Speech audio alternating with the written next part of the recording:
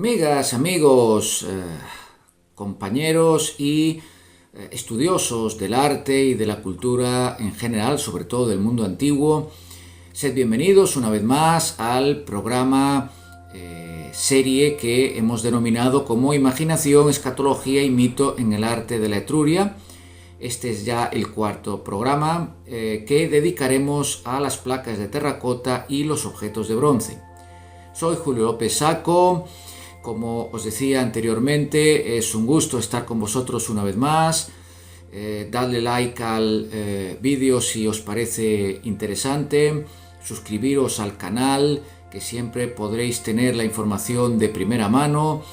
Naturalmente estoy a vuestra disposición a través de los comentarios, alusiones, preguntas, interrogantes, críticas, complementos, todo aquello que penséis que puede ser de utilidad y complementar la información que se vierte en estos programas mensuales. Sin más dilación, entramos por lo tanto en el programa actual, en el número 4, que, como os decía, se refiere a las placas de terracota y a los objetos de bronce.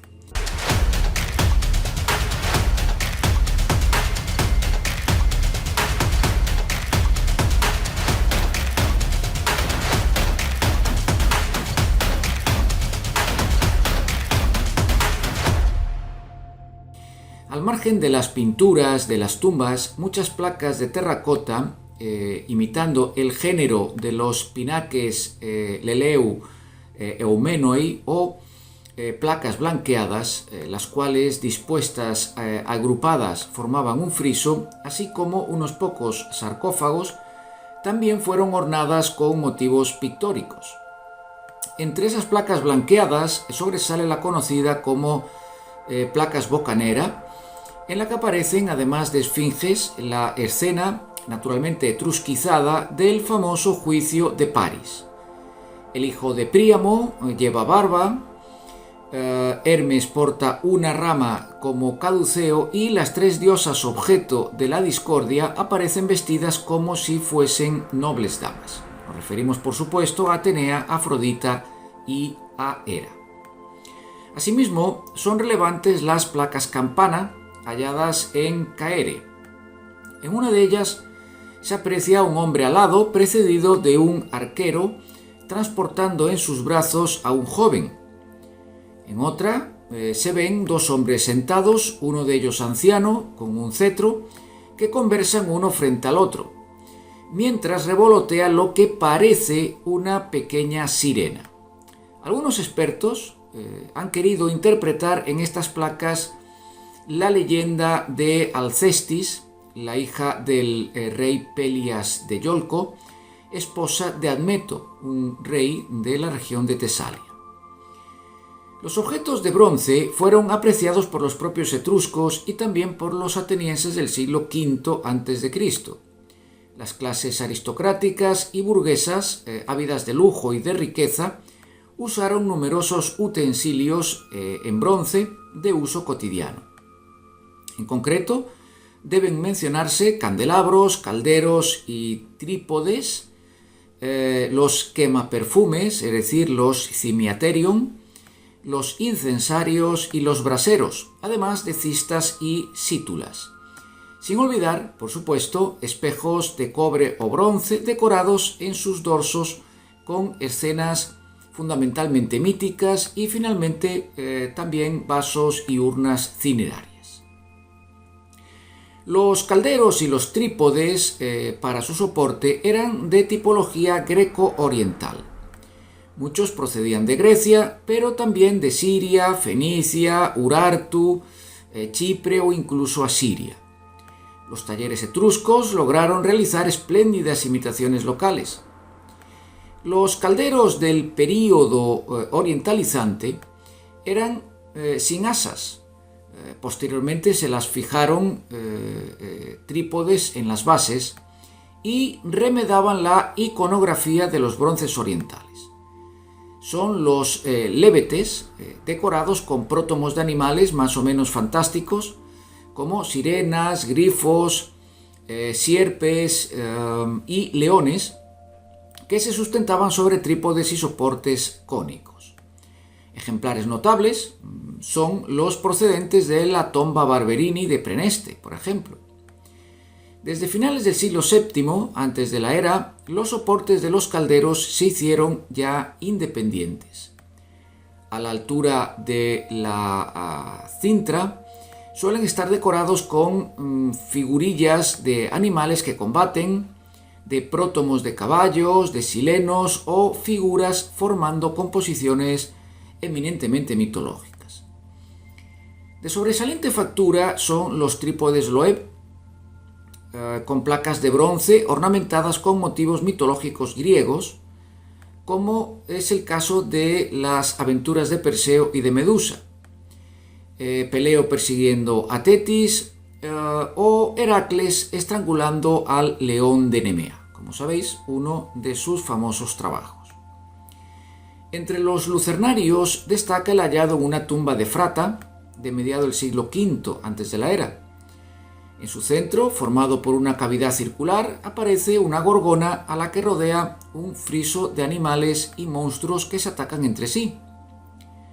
Sus candilejas están realzadas con cabezas del dios fluvial Aqueloo, y por debajo se encuentran unos silenos en cuclillas con siringas y doble flauta, sirenas con patas de pájaro que parecen querer cantar, delfines deslizándose por las aguas y algunos otros animales.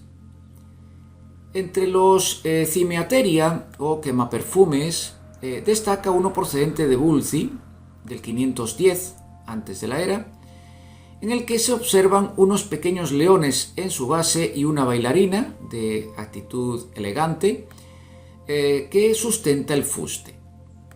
En otro, también de un taller de Bulci o Bulki, se observan figuras femeninas.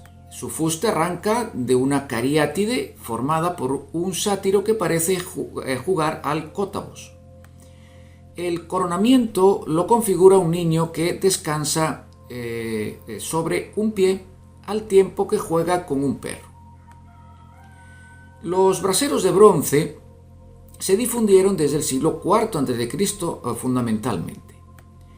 En uno de ellos, en forma de pequeño carro hallado en una tumba en Vicencio y fechado en el siglo VIII antes de la era, vemos que su decoración está constituida por una escena de agricultura, otra de caza y dos de combate, además de dos grupos familiares, comprendiendo un hombre itifálico, con escudo, lanza y yelmo, además de una mujer, quizá una diosa, portando una serie de recipientes, una olla y una vasija sobre la cabeza. El otro grupo lo forman tres personas, un muchacho con cinturón y escudo oval y un guerrero itifálico, que manosea el seno a una mujer, la cual a su vez estimula sexualmente al hombre. En esta decoración aparecen asimismo animales como una liebre, un perro, un jabalí, un lobo, un ciervo y lo que parecen ser un par de cabras montesas. Se encuentra aquí representado un ciclo vital, por lo tanto, que comprende agricultura, sexualidad, guerra, caza y naturalmente muerte. De estos valores surge la simbología de la aristocracia etrusca. El espejo etrusco estuvo conectado al mundo femenino. Existieron tres tipos: de caja, de pie, para ser ubicados encima de una mesa o soporte, y de mango, para el uso cotidiano. Presentes ya desde el siglo VI antes de la era, los espejos de mango poseían una estructura a base de un disco circular de influencia egipcia y griega, primero plano y después algo convexo, con una cara pulida y la otra incisa o en relieve, en la que figuraron argumentos ornamentales muy variados. El mango podía ser de marfil, de hueso o incluso de madera. En el siglo III a.C., no obstante, el mango en bronce estaba enlazado directamente con el disco. En el reverso o el dorso era el lugar en donde se ubicaba la decoración, siendo el medallón el foco de interés principal, ya que en él se figuraban las escenas y pequeños epígrafes que indicaban la denominación de deidades y de los personajes que intervenían en las mismas. Las escenas recogen temas varios, tanto de la vida cotidiana como los banquetes, el aseo femenino, los deportes o los temas amorosos, así como temáticas que conformaban composiciones mitológicas. Muy probablemente existió un vínculo entre la calidad de los espejos, el argumento representado y el nivel sociocultural de sus dueños, que en general solía ser elevado.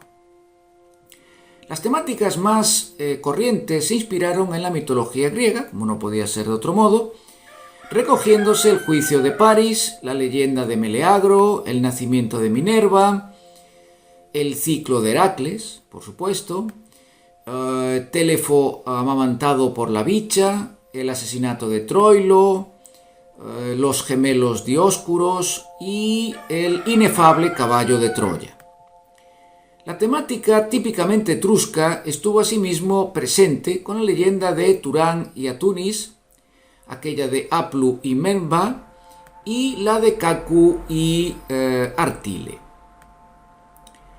De la época arcaica sobresalen un par de espejos, fechables en el 480 antes de la era, uno de ellos de Bulki con el tema de Eos, es decir, Tesán, portando a Céfalo, y el otro muestra la temática de Heracles raptando a una joven deidad de nombre Mlakuch. A finales del siglo V y durante el IV, perduran los maestros con una denominación que varía según el tema referido. En tal sentido, se puede citar, por mencionar algunos, el maestro de Chalchas, el maestro de Usil, el maestro de Helena, el de Aquiles y Pentesilea, el maestro de las lasas y el maestro de las figuras largas, todos ellos autores de diverso número de ejemplares. A mediados del siglo IV, antes de la era, las escenas son ya más abigarradas y complejas, con la presencia de más personajes. Entre los espejos de mayor relevancia debe citarse uno cuyo autor, inspirándose en Tesílocos, discípulo del pintor griego Apeles, representó el nacimiento de Atenea de la cabeza de Zeus. En la escena, ambientada con plantas, aves, rocas y nubes, aparecen también Tan y Setians. Otro espejo sobresaliente por su diseño es uno de Bulki de la misma época, que recoge los amoríos de Fufluns, figurado desnudo, y Semia, vestida con un imation y un manto, y calzada con sandalias. Se muestran besándose y abrazándose en presencia de Apulu y de un músico. En un espejo, datado en 300 antes de la era, aparecen 5 personajes dispuestos alrededor de la Moira Átropo. En otro, del siglo IV, de Volterra, aparece ornado con el tema de Heracles adulto, siendo amamantado por Hera, Uni en etrusco. La esposa de Zeus está sentada. A su lado se observan otras 4 divinidades, muy probablemente el propio Zeus, Atenea, Apolo y Afrodita. Aquí se rememora el mito que cuenta que Heracles sería inmortal al ingerir la leche materna de Hera. Del siglo III sobresale asimismo el denominado espejo Durán, del maestro del gran espejo de Bulki, con una doble escena sin conexión entre ellas. En la parte superior, Heracles presenta a Zeus un niño de nombre Epur, mientras que en la inferior se narra un episodio de la leyenda de Troya con las figuras del rey aqueo Agamenón, su hermano Menelao y su esposa Helena, además del famoso raptor Paris. En un espejo de Bolsena se muestran los hermanos Vivenna como guerreros, capturando a Cacu, que toca su lira, y a Artile, que lee un díptico sobre sus rodillas. Tal temática se inscribe en un fondo histórico posteriormente tomado por el escritor romano Aulo Gelio en el siglo II. Bien amigos, hasta aquí el programa número 4 de esta serie Imaginación, Escatología y Mito en el Arte de la Etruria.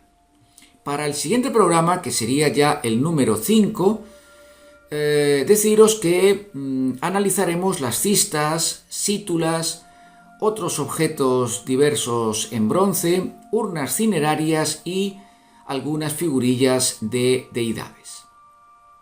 Hasta ese momento espero que la información que hemos vertido en este programa sea de vuestro interés y fundamentalmente de utilidad para vuestros estudios y los aportes que podáis llevar a cabo. Si esto es así, pues ya será toda una verdadera gratificación.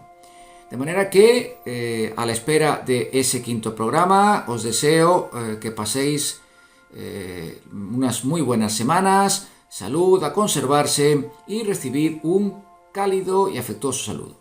Hasta la próxima.